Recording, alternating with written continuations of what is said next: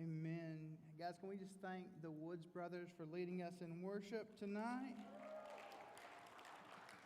It is not often that I follow up Vikings, so it is so good to be here. Mark chapter 5 is where we are. If you're anything like me, more than likely in the past 9 to 12 months, you've uttered a phrase very much like this: I cannot wait to get to the other side of this. Now that this may vary. For some of you guys, it may have been, okay, we have gone into pandemic shutdown. I don't understand this. I don't like this. I never remember my mask. I cannot wait to get to the other side of this. If you've said something like that, could you raise your, I can't wait until this is over, until we get a vaccine, until something takes place. Okay, or maybe for you, it is the political rhetoric that we've just dealt with for the last 27 years. Like, I just cannot wait to get to the other side of this. I cannot wait to get to the other side of the commercials. I cannot wait to get to the other side of whatever this is. Because in our mind's eye, we always think that the other side is going to be better. That when we get beyond whatever we are walking through right now, that it's going to be a better situation than the one that we happen to be in. Whenever I think about the other side, I think that it's going to be so incredible. The other side is going to be a place where they serve brisket at every meal, where the vegetables served alongside of the brisket are hot wings and pizza. On the other side, I nap all day and I wake up with abs. How cool would abs be? I just want one. On the other side, everything is going to be better. Everything is going to be fixed. Everything is going to be corrected. Everything is going to be straightened out. We're going to be headed in a proper direction if we can just get to the other side of whatever this thing happens to be. When we pick up together in Mark chapter 5 tonight, we're getting to the other side. And I'm going to ask you this: what if on the other side of whatever there is something that seems even more overwhelming? Why do we believe that the other side is always going to be better? Mark chapter 5, we pick up. Here's what's just taken place. In Mark chapter 4, verses 35, kind of towards the end of that chapter, you see Jesus, and he is doing Jesus things. You have this series of 4 miracles that Jesus does. In Mark chapter 4, you see Jesus. He calms a storm. If you're unfamiliar with the story, Jesus is tired because he is both God and man. He's tired. He gets in the boat, a carpenter in the boat, and the storm gets so bad that a group of fishermen ask a carpenter for advice as to what to do on the water. Jesus steps out to the edge of the boat, says, "Peace, be still," and that's exactly what the water does. It calmed down. He was taking them to the other side. His boat, the 3 boats behind him, the Nina, the Pinta, the Santa Maria. And when you get to Mark chapter 5, they're on their way to the other side, and we meet Jesus, and he's about to interact with a group of people, and he has the disciples with him, and what's going to take place is a little bit overwhelming. So just go there with me. Mark chapter 5, verse 1. They came to the other side of the sea, to the region of the Gerasenes. And as soon as he got out of the boat, a man with an unclean spirit came out of the tombs and met him. He lived in the tombs, and no one was able to restrain him anymore, not even with chains, because he often had been bound with shackles and chains, but had torn the chains apart and smashed the shackles. No one was strong enough to subdue him. Night and day, among the tombs and on the mountains, he was always crying out and cutting himself with stones. When he saw Jesus from a distance, he ran and knelt before Jesus. And he cried out with a loud voice, What do you have to do with me, Jesus, Son of the Most High God? What do you have to do with me, Jesus, Son of the Most High God? I beg you before God, do not torment me. For he had told him, Come out of the man, you unclean spirit. What is your name? Jesus asked. My name is Legion, he asked, because we are many.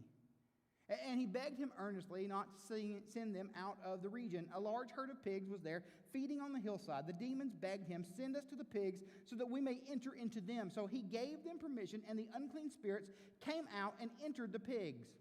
The herd of about 2,000 pigs rushed down the steep bank into the sea, and they drowned there. The men who tended them ran off and reported it to the town and the countryside, and the people went to see what had happened. I love that phrase in the Bible, what had happened, because we get to say, well, what had happened was this. They came to Jesus and saw the man who had been demon-possessed, sitting there, dressed in his right mind, and they were afraid. Those who had been seen those who had seen it described to them what had happened, and what had happened was to the demon-possessed man, and told him about the pigs.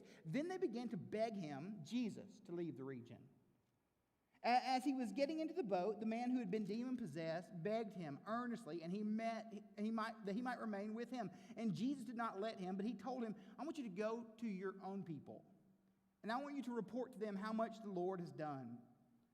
For you know, and how he has had mercy on you.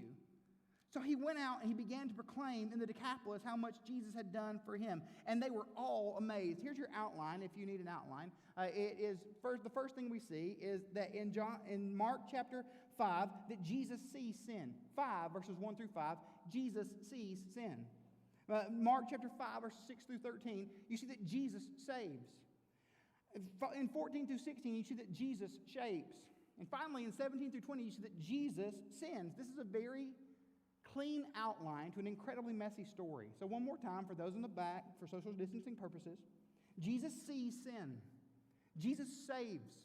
Jesus shapes. And Jesus sins. There's a guy named Billy Graham. More than likely you've heard of him. He said about demon stories this: if we concentrate more on Satan, mainly on Satan, we'll become either overly fearful or we will become overly fascinated. And both of those are wrong. This story that we're about to look at is one where Jesus has interrupted this man's life and is going to do something that is incredibly different and unique. But when we look at this story, we've got to consider that Jesus is doing supernatural things. Jesus is invading situations where the natural has shown how broken the world is, and the supernatural presence of Jesus undoes that.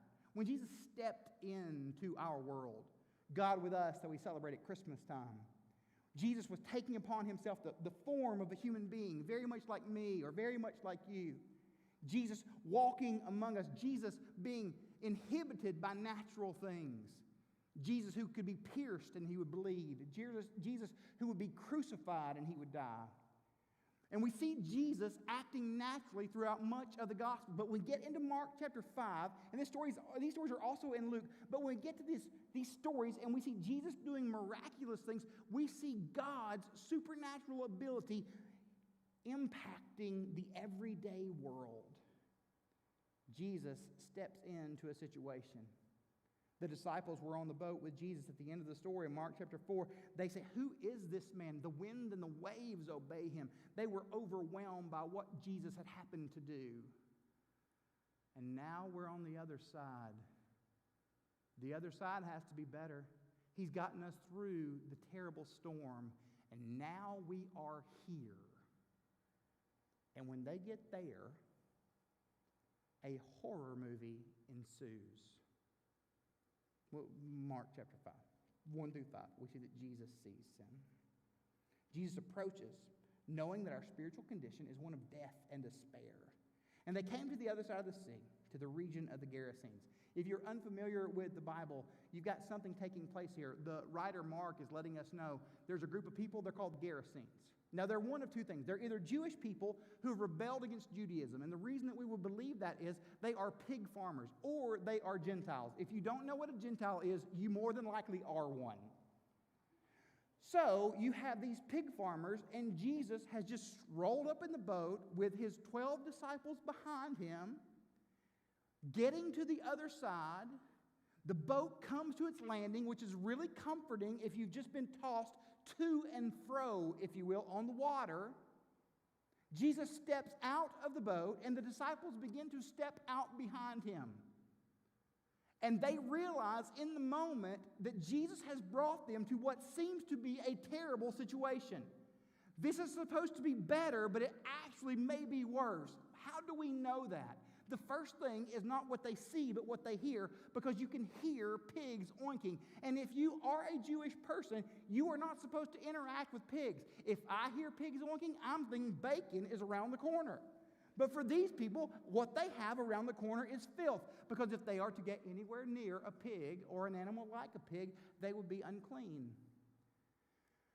Not only do you have the pigs that are there, you have this, in the distance, you see graves. And if you're a Jewish person, you're supposed to go nowhere near a grave. You can see the black holes that bodies are thrown into. And then you hear it. Whatever it is, snarling and growling. A scary movie. I'm 43 years old. I had a brother, and he loved scary movies. He loved scary movies, and when he would turn them on the television, I would leave the room because I'm not afraid to let you know I'm afraid. I'm against it. Not for me. Not today, Satan, or any day. Rah, no, I'm out. We moved to Texas 3.5 years ago, and when we moved here, we moved to a place called Lake Jackson. It's southeast of Houston, and we had some friends that came into town, and we wanted to take them to tour our area. It was a short trip. And as we're touring the area, my wife, she's a nature lover. She's into nature. She is pro-nature. I am pro-air conditioner, but she likes nature. Chacos and stuff. So, Tevas, whatever. So, we are going to explore, and if you're exploring in the southeastern part of Houston, Texas, or in the southeastern part of Texas, you're exploring the Gulf. And if you're exploring the Gulf, that means that you're going to come upon these modern-day dinosaurs. We're in the van. My kids are in the van. My wife's in her minivan with my friend's wife and 3 or 4 kids, and I'm in the other minivan because that's what you do when you have 3 and 4 kids. You just roll around in vans and tell people you don't have puppies. And as we're rolling around in the van, we're in this second one. My kid pulls out a bag of marshmallows because evidently alligators like marshmallows because they think they look like chicken eggs. I hear him roll the window down. He opens the bag of marshmallows and he tosses one out. And sure enough, as he tosses this out, this thing crawls up. 6.5 feet long. His name is Boudreaux. My kids had named the alligator. You've been here before? But I'm very comfortable because the alligator can only run 21 miles an hour, and this minivan goes at least 46. So we go to the second location. There's this observatory, this nature observatory, because if you ever go to the southeastern part of Houston, you realize that there are numerous reptiles and birds in the area. And we pull to the second part. My wife gets us out of the van, and we begin to walk across a bridge. And we walk across the bridge. I look over the bridge. We're not at a zoo. We're not in a situation where there's anything controlling our scenario. We are just there on the bridge like we are in a horror movie. And I look over the bridge as I'm standing amongst children and women, thankfully, because I can outrun both. I look over the edge of the bridge, and this head was there. Now, what you can't tell is this. That first alligator was 6.5 feet long. The head of this one is 5 feet. This is a T-Rex in the water. So I begin to scurry away, leading my children behind me, like intentionally. People need to be led. I am a shepherd by trade. I'm taking them where they need to go. Jesus takes the disciples.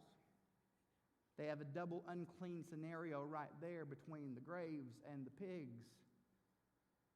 But this thing begins bounding towards them, growling and snarling, making horrible noises. And right here we think it's about to be on like chicken bone, on like Donkey Kong. Which is your preference? They're going to be on like one or the other. And it's running towards them. I see the disciples lining up behind Jesus the way you do when you go through the haunted house, lining up behind whoever the strongest person is, because the strongest person should be first or not there. And this creature gets towards them. We're about to have a battle between heaven and hell, a battle between good and evil. We're talking the Jedi versus the Sith, Voldemort versus Dumbledore. This is going to be incredible. This tension between the two. The disciples don't believe they're supposed to be there. Jesus is in his place, and we notice something happen. When this monster comes to Jesus, The Bible says that he lives in a tomb and no one was able to restrain him, not even with a chain, because he had often been bound with shackles and chains. He had torn the chains apart and had smashed the shackles, the disciples in this place that they are not supposed to be, because if you're Jewish, you're not supposed to be here. It reminds me of the scene from The Lion King that I've watched 443 times since I got Disney+. I have children at my house. That's why I'm here.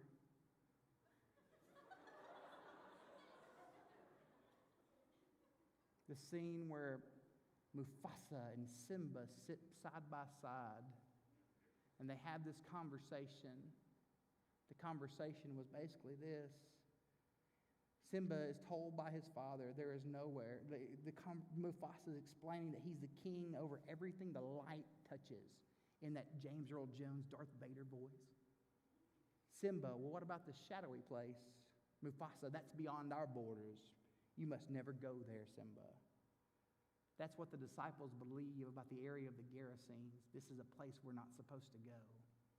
But there's this thing about Jesus, this Jesus who is God in the natural flesh, this supernatural Savior who has interrupted the common space of the world. This Jesus, we are reminded by Abraham Cooper, theologian, there is not a square inch in the whole domain of our human existence over which Christ, who is sovereign over all, does not cry, mine. This monster runs toward them, naked, bound, isolated, shouting things that don't make sense, snarling at them. But what we miss is this is someone's son. This is someone's grandson. There's a possibility that he's somebody's dad, that he's someone's husband, and his uncleanliness, his filth, his wretched position has put him in a place where the entirety of the community binds him up, locks him away. When he saw Jesus, he ran and knelt before him. And he cried out with a loud voice, "What do you have to say to me, Jesus, Son of the Most High God?" See, we have the story that he runs towards Jesus, but we see that he stands up when he meets with him.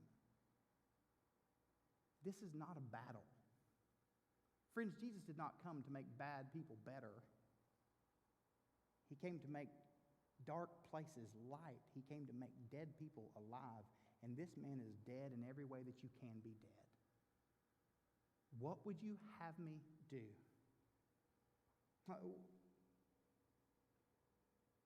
And he cried with a loud voice, "What would you have me do, Jesus, Son of the Most High God? I beg you, don't torment me." I don't know what he expected Jesus to do. Torment him, like get a feather and tickle him or whatever. For he told him, "Come out of the man, you unclean spirit." We have this idea in our heads that we're going to go to war for Jesus' sake. We're all one bad reading of the book of Revelation away from us, thinking that we're charging into hell with our white robes and bows and arrows. And we see ourselves suiting up, putting this demon in a headlock or punching this one in the nose. Maybe, just maybe, we'll run across Wormwood from those C.S. Lewis books and we'll take him out. It's very interesting to me, the idea of what we believe that this eternal battle will look like. That we will be people who go to combat for Jesus' sake, when in actuality, we struggle to stop Googling things on our phones. We have this idea that we will march into this heavenly war room, this apocalypse, and that we will be Jesus' second in command. When we can't control our emotions, can't subdue our words. We believe that we're going to be these representatives of God in this heavenly battle when we're struggling to represent God in this earthly one. As we say things that sound nothing like Jesus and act in ways that look nothing like Jesus. In our heads, we're very much like the disciples who believe that we should be his second in command. Guys, he's not your commander in a spiritual battle. He's actually your deliverer. You need him more than he will ever need you. There is never a point where Jesus ever needs you. He invites you. What is your name? Verse 9, he asked him. My name is Legion. It probably didn't sound like that when a demon talked, because I sound like a middle-aged woman ordering a chalupa at Taco Bell. Oh, Legion. Because we're many. Jesus, there are a lot of us. For the Jewish people in this Roman world, the word legion means something. That's the term used to describe a Roman army unit made up of about 6,000 soldiers. So friends, don't miss the tertiary thing happening here. This story that Mark tells us, we're seeing political language used to describe what's going to take place between Most High God and sinful people. We see that there's a war that all of us wage, and it's not a war against flesh and blood, it's a war against principalities and sinful things. The writer of the book of Mark, named Mark, because, why use something else, uses this language to point out that Jesus has come to undo the empire that he is living in the midst of. That everything that is Roman about this world, that Jesus is saying, ultimately, I'm going to deliver you from that. But guys, we're not going to get to the place where we see deliverance and understanding what that means and how that's supposed to look when we are always looking at ourselves as the one who is the underdog. In actuality, we should see the fact that there is a Pharisee in all of us. There's a Philistine in every one of us. There are times that there are Pharaohs in us. That our hearts are always ones that want to rule over whatever we happen to be walking through. But right here, Jesus is pointing out to us as he interacts with this demon, yes, you are representing something that is cosmic, something that is huge, and something that shows itself in this world as problematic. But here's what I do. The supernatural is showing up in Jesus. And when Jesus does it, it looks all too natural. We see in the book of Romans that creation groans for the coming of the Lord. And here in a broken world, on a hillside, in a place that will never be, more than likely, creation is groaning that the maker of all things would set things right.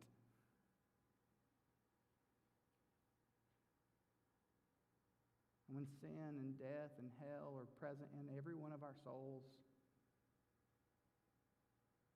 I would ask that you would just possibly consider, even think about the fact that it is your sinful heart groaning for things to be made right. That your relationship with Christ is not something that takes place. I signed up, I was dunked in that booth back there. But that in every one of our lives, we never stop needing Jesus.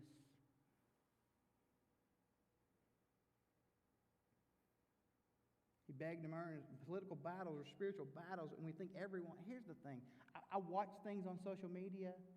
I'm old enough to have a Facebook account, and I navigate through the recipes there. And there's all this political diatribe all over it. Everybody's fussing and yelling and screaming at everyone, and everyone's a tyrant or a moron or a lemming, and they're walking off of cliffs. We've disassociated ourselves from the actual war being fought. This supernatural battle for each and every one of us. He begged him earnestly, not to send them out of the region. A large herd of pigs was there, feeding on the hillside, just oinking away. The disciples just standing there, behind Jesus, wetting their pants, if they had pants. The demons begged him, send us to the pigs, so that we may enter them. So he gave them permission, and the unclean spirits came out, and they entered the pigs. They heard of about 2,000 rushed down to the steep bank to the sea, and they drowned there. What a story. that the demon-possessed man who's been haunting the entire area, who they've had to shackle and chain over and over, he's no longer demon-possessed. We actually see the way that Jesus shapes him in the next few verses. We see that interacting with Jesus makes us look different, makes us seem different. The men who tended them, they ran off and they reported it in the town and the countryside. And people went to see what had happened. And what had happened was this. They came to Jesus and saw the man who had been demon-possessed. And he was sitting there dressed and in his right mind. And they were afraid. Why? Because the demon-possessed man is sitting there eating a sandwich, having a conversation with him, and the marks that are on his arm, the wounds that scream that there was a point where he could not control what was taking place. They are there, but he doesn't look like they should be there. Everything that says that his world was hellacious, all of those things are present, but he's in their midst. And the people are afraid. Those who had seen it described to them what had happened, and what had happened was to the demon-possessed man, and told him about the pigs. Told him about the pigs. You see, we were sitting there, right? We were in the distance, and the disciples, they were in the boat behind Jesus because they were trying to leave Jesus.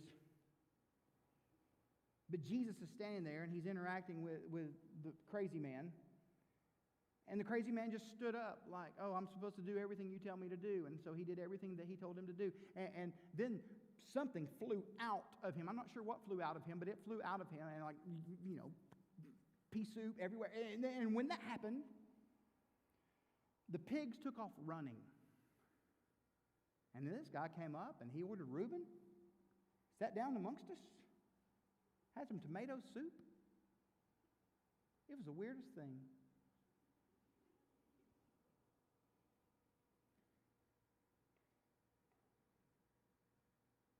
And then we see the weirder thing. They began to beg Jesus to leave the region. Why? That makes no sense whatsoever. Imagine that I show up here at Overflow tonight. There's a monster in here. And I've not told you the story that I don't fight monsters. If we're talking fight or flight, I'm always flight. How's that chubby man fly? You'll see. But I come in and I defeat the monster. Just start throwing hymnals at him. When I defeat the monster, are you going to beg me to leave? No, that guy's a monster slayer. The turn of the story is that we have to remember where this started. Jesus has gone to a region where pigs are their economy.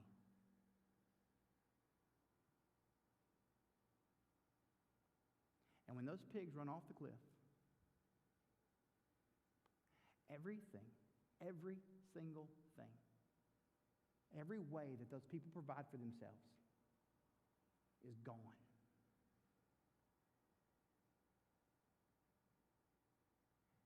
And if they are going to follow Jesus, they have to acknowledge that that's going to cost them something.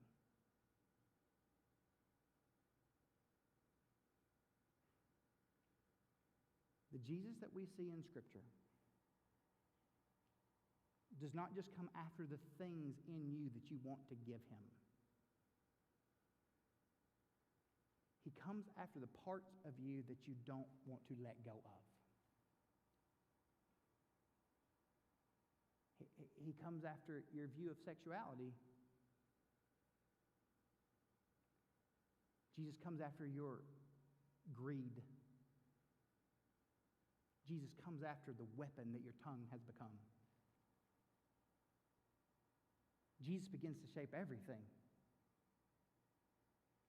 That's why he would eventually say, if you're going to follow me, I want you to take up your cross daily and do so. Now, we know cross language. We talk about crosses all the time. You're church folk. We show up, there are pictures of this guy that looks like Bradley Cooper that's supposed to be Jesus standing beside a cross. We talk about the cross because that's where Jesus was crucified. But in the world that Jesus lived in, this Roman world where Jesus walked, the cross was a sign of submission. Because when you would drag a cross through town, everybody's supposed to see that you at one point had rebelled against Rome, but now you're surrendered to it. Jesus is saying that if you're going to follow after me, that surrender is part of that. Because following this supernatural Jesus is going to impact you naturally. It impacts the everyday, every portion of you. There is no part of you, just like there is no part of the world where Jesus, who speaks to you, does not say, I want you to know you are mine, and I get all of you. He wants all of you. All of you. But they don't want to sign up for that. How many of you are signing up for that? How many of you, that's your relationship with Jesus? That's the display of the walk that you have with Jesus. He gets it all. He gets every single bit of it. They began to beg him to leave the region. That word's kind of floated through the passage, beg. But we do see that Jesus sins in verses 17 through 20, 18 through 20. And as Jesus was getting back into the boat, disciples been waiting on him like an Uber driver. The man who had been demon-possessed begged him earnestly that he might remain with him. They're begging Jesus to leave. He's begging him to stay. He's begging to stay with him. See, the only thing that really recognizes who Jesus is, the demons here, and those who have been touched by them. Jesus did not let him go with him, but said to this, go home to your people and report to them how much the Lord has done for you and how he has had mercy on you. So I know how college stuff works, and you come here and maybe, just maybe, you grew up in a First Baptist, wherever, whatever part of Texas, whatever crevice of Texas you came from. And maybe, just maybe, you have church background and you speak enough church to eventually get to a place you don't realize you need Jesus.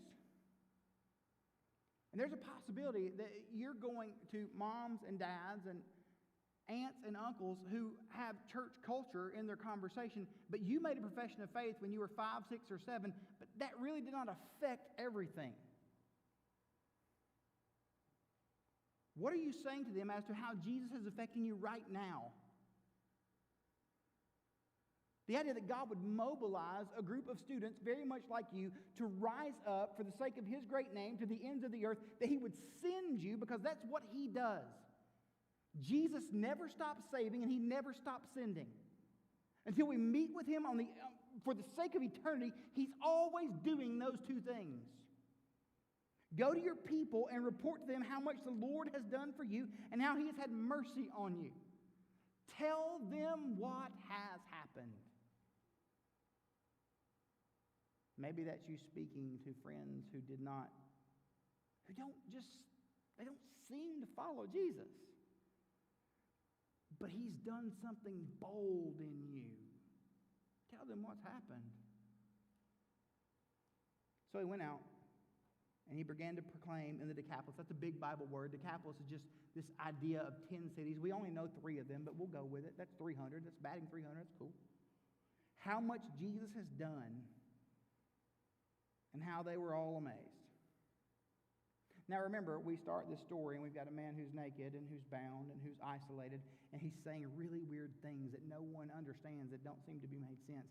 But this story in Mark, this supernatural story of Jesus doing something supernatural, it's taking us somewhere because the gospel writer is always taking us somewhere. We start with a man who is naked, bound, isolated, and speaking things that don't make sense. And this story is going to end with a similar pattern. Because at the end of the Gospel of Mark, you're going to have a man who is naked, who is bound, who is isolated, and who is saying things that don't make sense. However, what's taking place there is the undoing eternally for what he's undoing in this very momentary place in the passage. Because at the end of Mark, we don't have a demon-possessed man. We have a man who is absolutely sinless, who is taking the sins of the world upon himself. We see a man who is not cutting himself and breaking and is not broken, is not chained. We see a man who is bound and chained by all of your sins and my sins. At the end of the Gospel of Mark, we see that he is isolated, that he is praying. He's, my God, why have you forsaken me? At the end of the Gospel of Mark, we have someone who is shouting things that don't make sense to anyone because he's communicating with God Most High. And in this, it looks like sin has won, but God is undoing all that has been done. He is doing what one Anglican theologian says, he's making all things right. Because your sin and your binding and your isolation and you being ripped apart and torn in two were placed on him. His body will be broken, torn, and shredded. He comes to share the pain that each and every one of us go through. And the demons of hell will use the political conduit of Rome to do those things to him. They will do their worst. And he will take the full blow of death and hell so that you and I can walk away free, speaking to the goodness of God. This is not what. This is who happened to me. Jesus Christ, Savior of the world, Messiah. And we become these ministers of reconciliation, saying that we do not have the world dictate for us what we should be and how we should be that. We are not people who are defined by politics or parties or fights, but we are people who have been given a message not from a politician, but from a king. And that king will say to us that we are to be continually in conversation with our Father. Our Father in heaven, hallowed be your name. Your kingdom come, your will be done on earth as it is in heaven. Give us this day our daily bread. Forgive us our debtors as we forgive us our debts as we forgive our debtors, and lead us not to temptation, but deliver us from evil. For yours is the kingdom and the power and the glory forever and ever. Amen. We have been given direction from a king, lifted above the phrase of the world in which we live, and given a direction and marching orders from him. So this is a really unique week for you to evaluate that. Because from what I can tell, we're still going to be counting and fighting and fussing and arguing and masking up and unmasking. Regardless of that, whatever happens, however that boils down, you live in a world, friends, that is wanting to have conversations about reconciliation. Don't eliminate your opportunity to have that. We live in a world that is continually talking about a cure. Don't miss your chance to discuss that. Because ultimately that's our king. Broken for us. Do this with me tonight. Bow your heads. Let's pray together.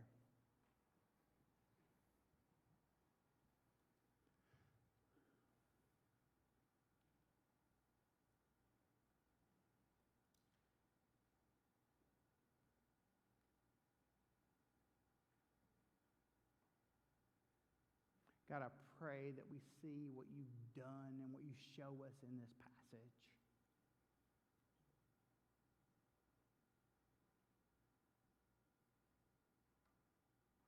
Not missing that we are the demon-possessed man apart from you.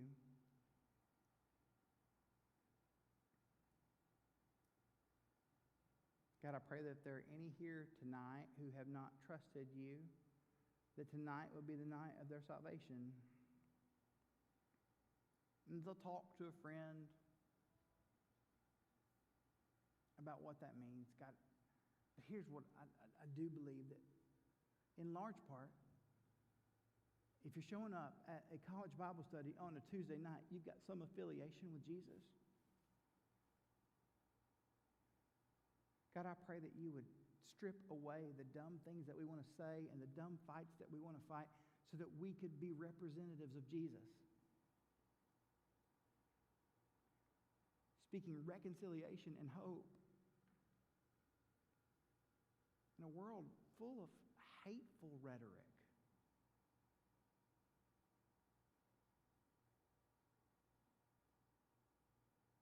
And that in a world where everyone seems to be looking for a fight, we would be above that because we know you won.